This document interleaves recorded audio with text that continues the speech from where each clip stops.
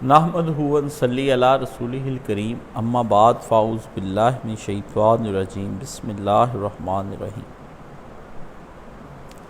الحمدللہ پارہ نمبر 9 اور سورہ الانفال۔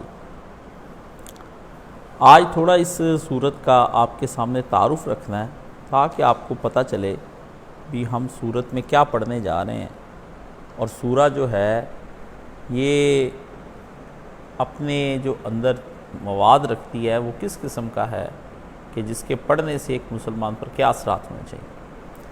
ساری قرآن مجید کی جو صورتیں ہیں نا، ان کو میں کہتا ہوں عقائد کی صورتیں، اور ان کو میں کہتا ہوں عمل کی صورتیں۔ ایک سورہ الانفال اور دوسری سورہ توبہ۔ کسی آدمی نے یہ چیک کرنا ہے نا کہ میرا جو ایمان ہے اس کا لیول کیا ہے، کیا میں کفر کے دہانے پہ کھڑا ہوں، کیا میں منافق ہوں، کیا میں مومن ہوں یا میں کمزور مومن ہوں۔ یہ سارا کچھ جو ہے نا یہ سورہ واضح کرتی ہے۔ اس لیے اس سورت کو پڑھنے والا بندہ، وہ اس پر عمل کرنے والا اور اس کو دیکھنے والا بندہ جو ہے وہ اپنا تزکیہ نفس کیے بغیر رہتا ہی نہیں۔ یہ ساری صورت جو ہے یہ آپ سمجھ لیں کہ پچھلی صورتیں جو اب تک آپ نے پڑھی وہ تھے عقائد، اعمال، اخلاق۔ یہ جو ہے کہ یہ صورت جو ہے یہ مسلمانوں کی کیا ہے، ان کی تطہیر، ان کی تنظیم اور ان کی آپس میں اصلاح کی صورت ہے۔ یہ دو صورتیں تو اس میں اس صورت کے اندر اللہ تعالیٰ نے قریش کو بہت کچھ کہا، مومنوں کو بہت کچھ کہا، منافقوں کو بڑی ڈانٹ ڈپٹیں کی، نبی کی دعائیں تک رد ہوگی۔ ان صورتوں میں ذکر آتا ہے اللہ کے اٹل قانون ہی اپنی جگہ سے بدل۔ اس لیے کسی لڑکے نے اگر متحرک ہونا ہے اپنی زندگی میں، یا وہ یہ چاہتا ہے کہ میری سستی اور کاہلی دور ہو جائے، اور چاہتا ہے کہ میرا ایمان کامل ہو جائے، اور اپنے ایمان کے نقائص اور خامیاں دیکھنا چاہتا ہے، اور اپنی ذات کے عمل کے اندر جو ہے وہ رذائل کو محسوس کرتا ہے، تو وہ اس سورت کو پڑھ لے اور بار بار پڑھے۔ مولانا مودودی کی تفہیم سے شروع کرے، ایک ایک طریقہ کار اس صورت کا شروع تعارف سے لے کے اینڈ تک پڑھتا جائے دونوں صورتوں کو، سورہ الانفال اور سورہ توبہ۔ یہ دو صورتیں ایسی ہیں، یہ بندے کو جینے نہیں دیتی۔ یہ جہاد پر مبنی صورتیں ہیں، اور جہاد جو مسلمان کر رہے تھے اس کے بارے میں اللہ نے اس صورت کے اندر اللہ نے سارا کچا چٹا کھول دیا ہے کہ ایک نبی جو ہے وہ جب کسی قوم میں دعوت لے کر جاتا ہے تو اس نبی کو کن مصائب کا اور مشکلات کا سامنا کرنا پڑتا ہے۔ جب وہ عقائد بتا رہا ہوتا ہے تب وہ کن مصائب کے اندر سے گزرتا ہے، اور جب وہ عمل کی دنیا میں جاتا ہے تب وہ کن مصائب سے۔ پچھلا تھا نبی عقیدے بتا رہا تھا، اور نبی اس کے اندر لوگوں کو اعمال کی درستی کرا رہا تھا، لوگوں کے اخلاق ٹھیک کرا۔ یہاں نبی کو کہا کہ آپ اس طرح اپنی تنظیمیں نو کریں، ایک بات، اور دوسری بات ہے کہ اس امت کے اندر تطہیر کی چیز کو پیدا کریں کہ ان کے اندر صفائی کا سسٹم جو ہے وہ جاری کریں، کہ تاکہ ان لوگوں کے اندر اعمال میں جو کوتاہیاں ہیں، جو کمیاں ہیں، سب اس میں صحابہ کرام کا ذکر آ جائے گا۔ یہ وہ سورہ ہے جو بتاتی ہے کہ صحابہ کے ایمان کتنی قسم کے تھے۔ اگر وہ ان کے یہ ایمانوں کے اوپر اللہ کے تبصرے یہ ہیں، تو ہم لوگ جو بے عمل لوگ ہیں، جنہوں نے نہ راہ خداوندی میں مال، نہ جان، نہ اولاد، نہ کوئی وقت، کچھ نہیں دیا، ہم کس بل بوتے پر اور کس ایمان کے بوتے پر ہم بیٹھے ہوئے ہیں کہ ہم بخش دیے جائیں گے۔ اس لیے اس صورت کو اگر آپ میرے ساتھ اس کا مطالعہ کریں گے، اور میں آپ کو پڑھ کر یہ سناتا جاؤں گا، اور جہاں جہاں یہ ہوگا وہ سنا کے آپ کو اپنا آئینہ بھی دیکھتا چلا جاؤں گا اور آپ کو بھی آئینہ دکھاتا جاؤں گا۔ تو اللہ تعالیٰ نے اس سورہ کے اندر ایک اہم چیز کو بیان کیا کہ تحریک کیسے اٹھی مکہ کی۔ پہلے تو مکہ کے تحریک کے اندر جب رسول اللہ نے یہ اس کو بیان کیا نا، تو اس وقت جتنے بھی کفار تھے ان کے ذہن میں نہیں تھا کہ یہ نبی جو ہے یہ دعوت لے کر اٹھے گا اور چھا جائے گا۔ پر نبی تھے، نبی کی دعوت کے پیچھے نبی کا بیان، نبی کا کردار، نبی کا اخلاق، نبی نے ایک عمر جو گزاری تھی لوگوں کے درمیان میں، ایک بلند سیرت تھی، ایک حوصلہ تھا، دانشمندہ اقدام تھے، پختگی تھی نبی کے خیالات میں۔ اس لیے نبی نے اپنی پوری شخصیت کا پورا سرمایہ لگا دیا دعوت دینے کے لیے، اور چاہا کہ دنیا بدل کر رکھ دوں میں۔ یہ نبی نے چاہ لیا، کیونکہ ایک آدمی اپنا سرمایہ تب کسی جگہ پہ لگاتا ہے جب وہ بدل کر رکھ دینا چاہتا ہے اپنے حالات کو، تو نبی نے بھی چاہ کہ دنیا کے حالات بدل دیے جائیں، توحید کا پوری دنیا میں غلغلہ ہو جائے، تو دعوت ایسی نبی نے دی کہ وہ لوگوں کی دلوں میں اترتی چلی جائے۔ پر ادھر سے دشمن بھی بڑا ظالم تھا، وہ بھی اپنے جاہلیت کے تعصبات اور جہالت کے تعصبات کے اندر تھا۔ ادھر وہ سمجھتے تھے کہ شروع میں انہوں نے نبی علیہ السلام کو کہا کہ تیرے ساتھ یہ ہو جائے وہ ہو جائے، بددعاؤں تک رکھا، مماسوں تک رکھا، باتوں تک رکھا، مناظروں تک رکھا، نبی کو تنگ کیا ہر لحاظ سے۔ ان کے ذہن میں نہیں تھا کہ یہ جو نبی ہے یہ اس طرح اس کی دعوت ہے وہ نوجوان قبول کر لیں گے۔ ان کے اپنے بچے ان دعوتوں کو قبول کر لیا ان کے بچوں نے، ٹھیک ہے نا، اور بڑے بڑے کفار کے لڑکے متاثر ہو گئے۔ ایسے میں انہوں نے سمجھ لیا یہ بہت بڑا خطرہ چلا آ رہا ہے۔ تو اس طرح ہوا یہ کہ پھر نبی نے کچھ اپنے سچے عاشق پیدا کر لیے، کوئی سلمان وہ اپنا ہو گیا، کوئی حضرت ابو ذر غفاری ہو گیا، کوئی ابو بکر کی طرح مال لٹا رہا ہے، کوئی علی کی طرح آ گیا، کوئی حضرت سلمان فارسی تھے۔ تو دنیا میں نبی نے دیکھا کہ اس کے عاشق ایسے ہو گئے، انہوں نے اپنا سارا کچھ ہی نبی کو دے دیا، پیسہ، روپیہ، مال، جان، اولادیں، قوتیں، صلاحیتیں، جوانیاں، بڑھاپے، جو جس کے پاس تھا سرمایہ جہاں، وہ سارا انہوں نے نبی کو دے دیا۔ اور پھر ایسے میں انہوں نے اپنے عزیز رشتہ دار تک سارے اپنے تعلق، اپنی ایمان کو ثابت کرنے کے لیے انہوں نے ثبوت پیش کیے ایسے کہ جو اللہ تعالیٰ نے ان سے مانگے، اور پھر وہ دعوت اسلامی پھیلتی چلی گئی۔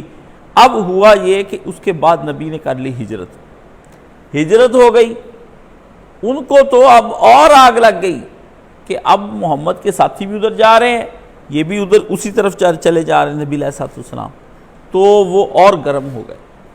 بس پھر نبی علیہ السلام مدینے چلے گئے، انہوں نے 1 سال ہی رسول اللہ نے وہاں گزارا ہے، دوسرے سال وہ فوجیں لے کے آ گئے۔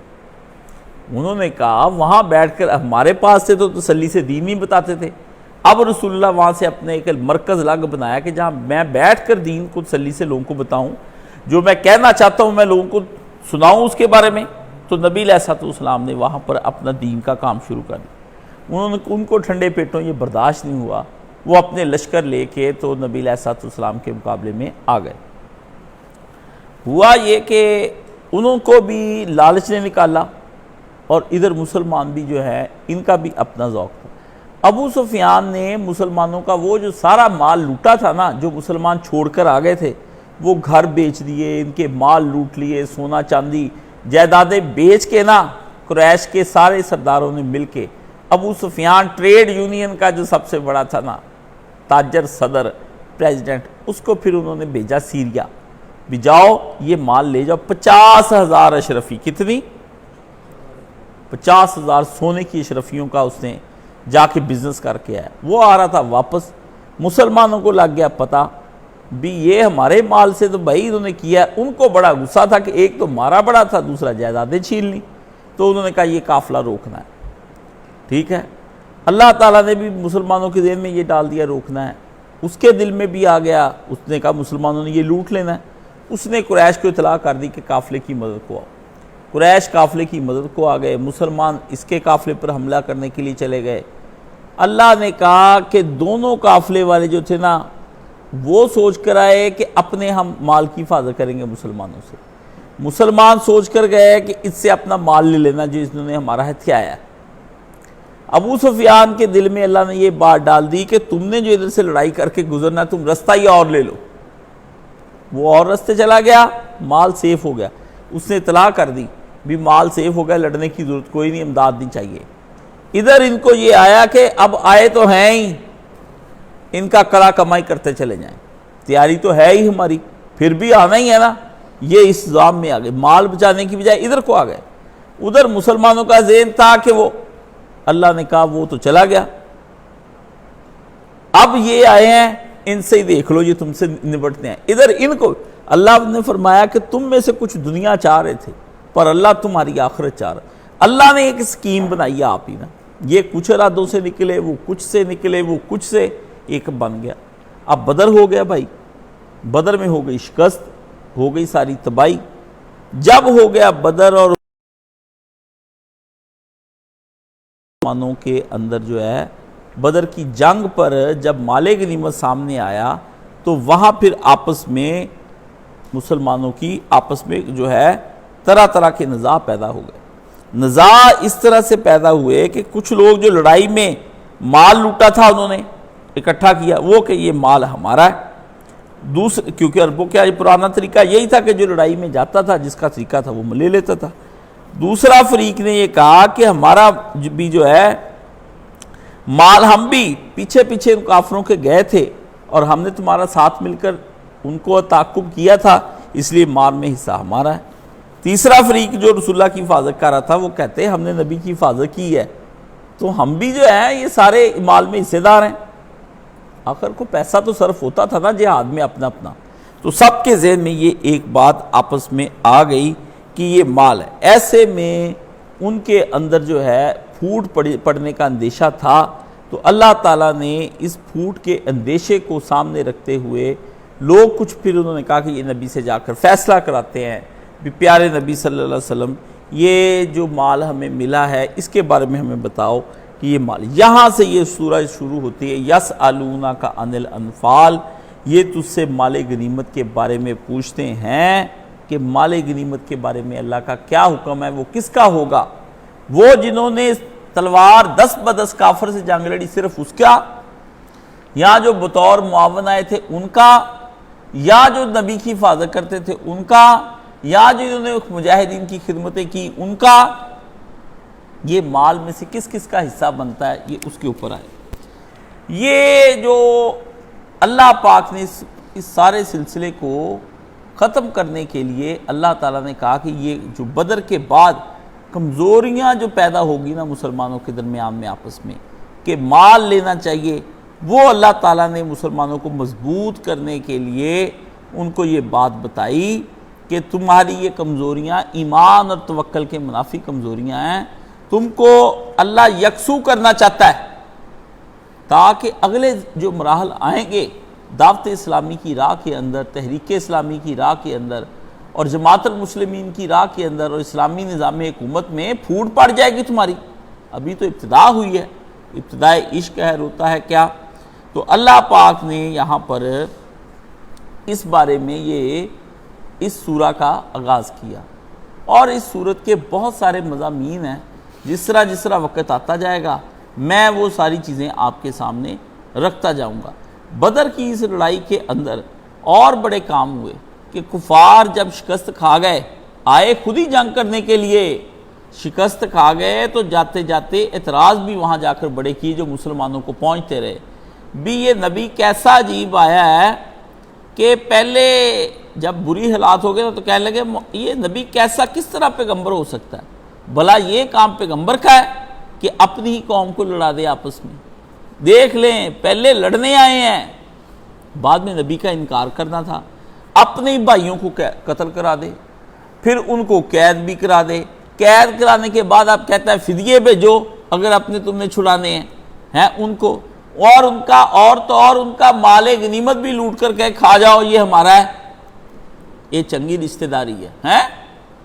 پہلے کیا تھا اس وقت رشتہ داری نہیں تھی جب نبی کو تنگ کرتے تھے نبی کے ساتھیوں کو مارتے تھے کوئلوں پہ لٹاتے تھے سینوں پہ پتھر رکھتے تھے ان کو چیر دیتے تھے ان کو روٹی پانی نہیں دیتے تھے شیب ابی طالب میں بند رکھا نبی کی راہوں کے اندر کانٹے بچھائے اوجڑیاں نبی کے اوپر رکھی طائف میں پتھر مارے جا کے نبی کی دعوت کو خراب کیا.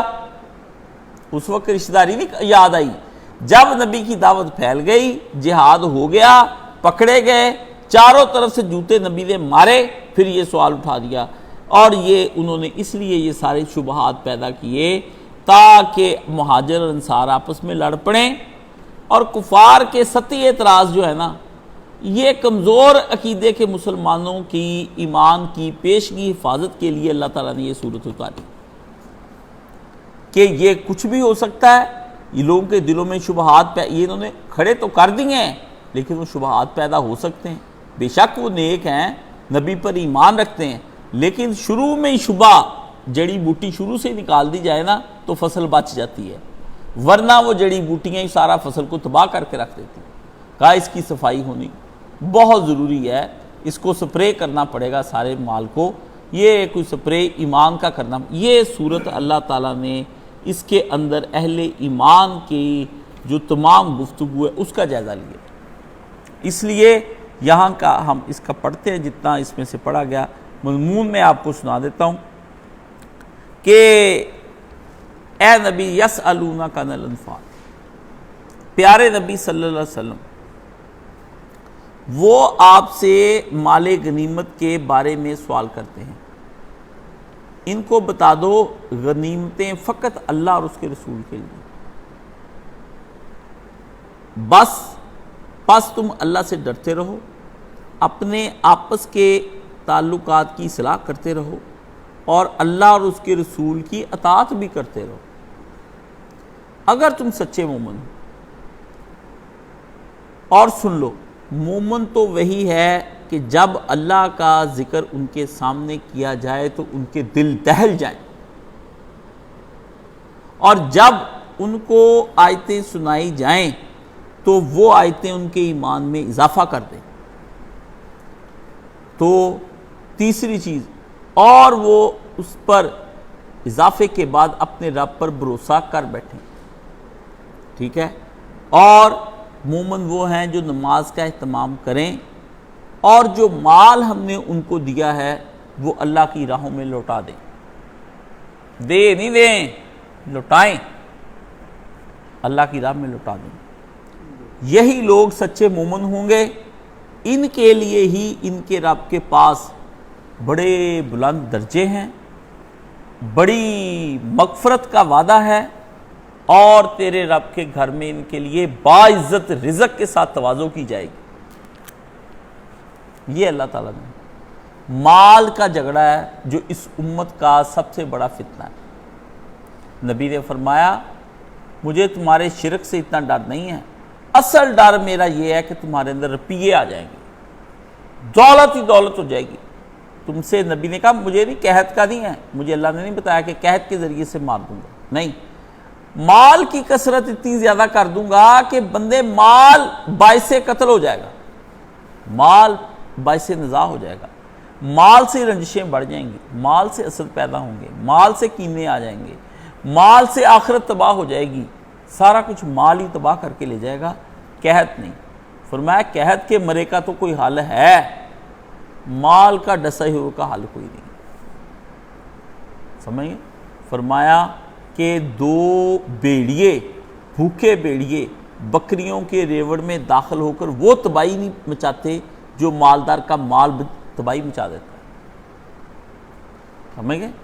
بھیڑیے داخل ہو جائیں تو کوئی بکری چھوڑتے، 200-300 بکری دیڑ دیتے مار مور کے، میں اس طرح کا قتل عام کہتے یہ ہوتا ہے مال کا۔ یہ ساری صورت کے اندر روپیے ہیں اور کوئی چیز نہیں۔ اس کے اندر آپ پڑھیں گے جہاد ہی جہاد ہے، جہاد میں اہم چیز مال ہے، دین کی تبلیغ میں اہم چیز مال ہے، مال کے بغیر کام نہیں چلنا۔ میں آپ کو ایک بات بتا دوں، مال لگے گا تو کام منظم طور پر چلے گا، نہیں تو نہیں لگے گا۔ صدیق نے سب سے پہلے نبی علیہ السلام کا مال ہی نبی علیہ السلام کا آپ کے اوپر لگایا، کچھ مال حضرت خدیجہ رضی اللہ تعالیٰ عنہ کے پاس تھا، رسول اللہ یکسو ہو کر دین کا کام کیا، کمائی نہیں کی، ٹھیک ہے۔ داعی حق کے لیے سب سے پہلی چیز ہے کہ اس کا دماغ جو ہے نا وہ خالی ہو کہ میرے پاس پیسے کہاں سے آنے ہیں، میرے گھر کا خرچہ کیسے نکلنا ہے، یہ جو نیک لوگ اس کے گرد اکٹھے ہوں تو وہ اس کو سب سے پہلے ذہن سے معاشی طور پر بہتر کرے اس کا، ٹھیک ہے۔ تو نبی کو اللہ نے کہا کہ آپ نبی شروع کریں کام، تو نبی نے نہیں دیکھا کہ میرے گھر میں میری بیوی کا جو ہے اتنا مال ہے وہ اس کا تجارت ضائع ہو جائے گی، وہ کام کون کرے گا؟ نبی نے کہا اللہ پہ بھروسہ۔ پھر آپ دیکھیں کہ نبی کے گھر میں بھی کچھ نہیں رہا، صدیق بھی بزنس کر رہے تھے، حضرت ابوبکر صدیق بھی بزنس کر رہے تھے، انہوں نے نبی کے ہاتھ پر جب بیعت کی انہوں نے بھی بزنس بند کر دیا، کیونکہ یکسوئی سے کام کرنا ہے، فاقے کاٹو، بھوک کاٹو، دکھ کاٹو، مصیبتیں کاٹو، مال جاتا رہے، جوانی جاتی رہے، ہاں جی، صلاحیتیں ضائع ہو جائیں ذہانت کی، لیکن نبی کا دین جو ہے اللہ کا دین وہ پہنچانا پڑے گا سب کو۔ یہ صورت بندے کو کرتی گرم، یہ ٹھنڈا نہیں کرتی، یہ بندے کے اندر جو ہے ایک آگ لگاتی ہے کہ اٹھ اور جو کچھ تیرے رب نے تجھ کو دیا ہوا ہے کسی شکل میں بھی، ہر ایک کو اللہ تعالیٰ نے الگ الگ جو ہے وہ چیز دی ہے. کسی کو تحریر ہے، تقریر ہے، ذہنی صلاحیتیں، جسمانی صلاحیتیں ہیں، ہر بندے کو کچھ نہ کچھ دیا ہے. فرمایا تو جا کے اپنا سارا کچھ لگا دے، میں حشر کے دن کسی کی زبان، کسی کا ہاتھ، کسی کے پاؤں، کسی کا دماغ، کسی کی آنکھ، کسی کا کان، کسی کا دل، یہ سب چیزیں جو ہیں حشر کے دن تول لوں گا. جو خدا دے، جو کچھ بھی آپ کو دے، کسی کو جینیس اولاد دی، کسی کو بیوی بڑی اچھی دی، پڑھی لکھی اللہ تعالیٰ نے. دیکھیں نا، یہ جو یوسف خان جماعت اسلامی کے تھے، مریم جمیلہ کے شوہر، تو ان کی یہ دوسری شادی تھی مریم جمیلہ سے، کیونکہ مریم جمیلہ تو ایک یہودی خاندان سے تھی نا، تو امریکہ سے آئی تھی. تو یہاں آ کے یہ بیمار پڑ گئی، تو مولانا مودودی نے یوسف خان صاحب اور اس کی بیوی جو جماعت میں تھی شفیقہ بی بی، ان دونوں کو ڈیوٹی لگا دی کہ شفیقہ جو ہے یہ اس کی تیمارداری کرے گی. تو شفیقہ نے اس کے حالات سن کے یہ سمجھا کہ یہ عورت جو ہے یہ تو دین کے لیے کام کرنے کے لیے بنی ہے، یہ تو بیسٹ لکھاری ہے، یہ تو اسلام کے لیے کام کرے گی. تو 4 بچے تھے شفیقہ کے. جب شفیقہ نے اس عورت ٹھیک ہو گئی تو مولانا مودودی سے کہا کہ اس کی شادی میرے شوہر سے کر دیں، اس کی شادی میرے شوہر سے کر دیں. تو یوسف خان صاحب ناراض ہوئے اس بات پر کہ میں کیوں شادی کروں. ان کے والد صاحب آ گئے، مجھے ان کے بیٹے نے یہ بتایا کہ ابا میرے نانا آ گئے میری ماں کو. انہوں نے کہا نہیں، یہ عورت کے ساتھ اس کے بھی بچے ہوں گے، میں ان کو بھی پالوں گی.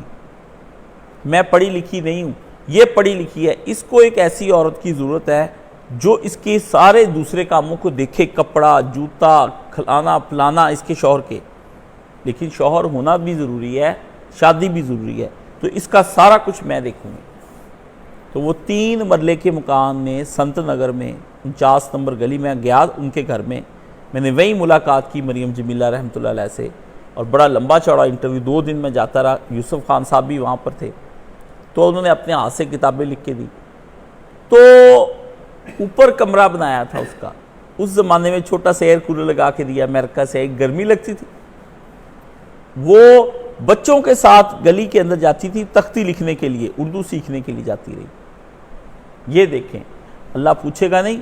اس کے باپ نے $50,000، آج بھی $50,000 کا منہ ہے، اس وقت بھیجا اس کو حصہ. اس نے واپس کر دیا کہ مسلمان کافر کا وارث نہیں ہوتا. غریبی میں اپنے شوہر کا ساتھ دیا. یعنی اس کو اللہ نے صلاحیت دی تھی ذہانت، تو اپنے ماں باپ کو چھوڑ کر یہودیہ جو ہے مسلمان ہو گئی، اور یہاں کی مسلمان یہودیاں بن رہی ہیں. ہر آدمی سے اللہ مانگ رہا ہے کہ تم دو. ہم کیا ہیں؟ ہم دنیا کے مال کے لیے اپنے بچوں کو باہر کے ملکوں میں پڑھاتے ہیں، یہاں کے مدرسوں میں نہیں پڑھاتے. مدرسیاں کا ماحول ٹھیک نہیں، تے آکسفورڈ کا ٹھیک ہے. تمہارے لڑکے وہاں چھپ کے زنا کرتے ہیں، شرابیں پیتے ہیں، رنڈیاں نچواتے ہیں. تمہاری بیٹیاں وہاں پر جاتی ہیں تو وہ یہ سارے کام کرتی. تمہیں اندھیرے میں رکھا ہوا ہے. مدرسوں کا ماحول ٹھیک نہیں ہے، تو تم اتنے پیسے والے اپنے گھروں کے اندر رکھ لو. ٹیوشن پہ استاد رکھے ہیں نا، ہر گھر میں آج استاد ہیں. ہر گھر میں، چھوٹے سے چھوٹا گھر بھی ہے نا، انہوں نے اپنے بچوں کے لیے استاد لگایا کہ شام کو ٹیوشن پڑھاتا ہے. لیکن دین مولوی ڈھونڈتے 1500 والا، 1000 روپے والا، ٹیوشن دے رہے ہیں 15 20 ہزار. اللہ کے دین کی تحقیر اور استخفاف اور اس کا ہلکا کیا گیا.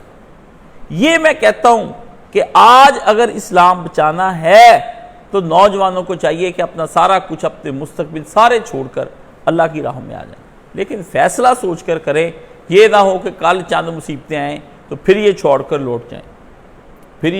لوٹ جائیں. یہ ایک دین، اگر آپ 500 پلٹنا چاہتے ہیں نا تو دین اس طرح نہیں ہونا. یہ سورہ توبہ پڑھ کے کسی نے فیصلہ کرنا ہے تو میرے پاس آئے کہ میں دین کا کام کرنا چاہتا ہوں. اس کو سمجھے. مولانا مودودی کے جو ہے اس کی تفسیر وہ پڑھ کر پھر فیصلہ لے کہ دیکھ لو یہ قدم قدم بلائیں، یہ سواد کوئے جانا، جنہیں زندگی ہو پیاری وہ یہیں سے لوٹ جائیں. یہ تو زندگی اس میں کھپت ہو جائے گی. تو اس میں اللہ تعالیٰ نے ابتدا میں یہ بات رکھی کہ وہ تجھ سے مال کے بارے میں نبی علیہ السلام پوچھتے ہیں کہ مال غنیمت کے بارے میں بتا کہ مال غنیمت جو ہے اس کے بارے میں اللہ نے کیا کہا ہے. ہم نے تو اپنی پوری زندگی جو ہے آپ پر نبی لگا دی ہے, اب جو مال ہاتھ ہے اس کا کیا کرنا ہے. اللہ نے کہا ایک مال کی کیا پوچھتے ہو مجھ سے, جو کچھ تمہارے پاس ہے وہ سب اللہ اور اس کے رسول کا ہے. ایک مال کا کیا پوچھتے ہو, جو کچھ تمہارے پاس ہے. اگر تم خدا کی راہ میں نہیں دے سکتے ہو تو تم ایمان کے کسی درجے میں نہیں, کسی درجے میں نہیں. اس لیے یہ سورہ جو ہے بڑی گرم کر دینے والی ہے, ٹھنڈی صورت نہیں ہے. یہ بندے کو کسی نے مجھ سے پوچھنا ہے کہ یار کاشف صاحب میں جنتی ہوں کہ جہنمی ہوں, میرا ایمان جو ہے وہ اللہ کو قبول ہے کہ نہیں قبول, تو میں تو علم غیب نہیں جانتا اس کے دل میں کیا چل رہا ہے. میں پوچھوں وہ کہنے جی میری نیت یہ تھی, تو میں تو نیت نہیں جانتا کہ اچھی نیت بری نیت زیادہ اچھی. تو اس کو اگر آئینہ دیکھنا ہے میری بجائے وہ اس تفسیر کو پڑھ لے, میری بجائے وہ اس قرآن کو, یہ سورہ توبہ ان دونوں کو ان کا ترجمہ پڑھ لے 10 دن لگا کے تھوڑا تھوڑا کر کے, اور اس پہ غور کرے کہ اس میں میں کہاں ہوں, کاشف کہاں ہے,